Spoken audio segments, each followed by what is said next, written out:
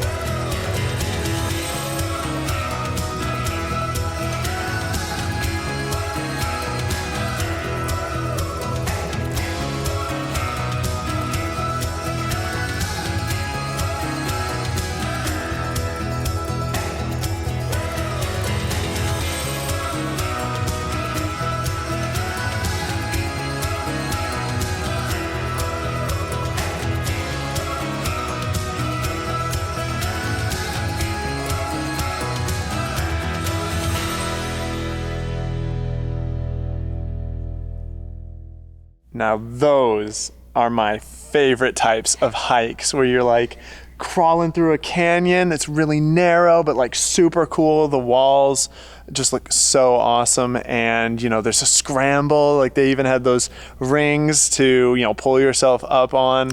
They need one more ring at that first section though. There were not enough rings there. Yeah, Jay, was a little more difficult for Jenny, but it was a little. Yeah, I would have just turned around if I was I alone. helped you up. Oh, if you were if alone. I was alone, okay. I'd have just turned around. But yeah, that was so cool. Like just that whole hike was so neat. At the beginning, you know, it's real flat and easy, and then there are just like petroglyphs, and I had no idea. I didn't even know there were petroglyphs on this trail. Yeah, so and so that was a very pleasant surprise. And then, like, you know, you slowly like turn a bend, and then like these hole in the wall walls, the holes in the walls, whatever, like of the hole in the wall hike. Yeah, it just like reveals itself around that bend, and you're just like, whoa. And then you walk into the canyon, and again you're like, whoa. And it just keeps getting cooler and cooler. Yeah, it really does. And then it, you know, the climax of the whole hike is this overlook that looks down into a part of the canyon that you don't get to hike through. So it's just a really cool hike overall. And I found myself audibly saying "whoa" multiple times. Yeah, especially when it comes to the echo. I don't know if that picked up on the camera, but echo.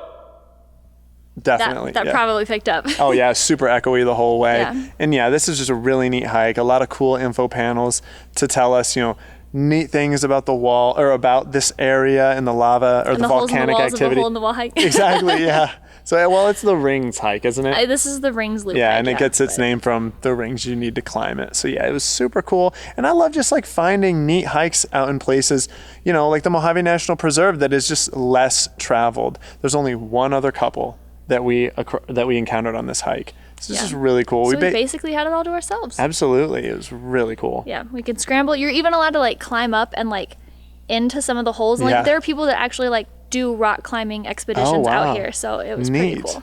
But yeah, the sun is setting though. We've got over an hour drive back to the trailer, and we still need to break camp down, hook the trailer up because we're leaving early tomorrow morning, and we always like to do 12-hour drive. Yeah, we always like to do it the day before or the night before, so we gotta hightail home.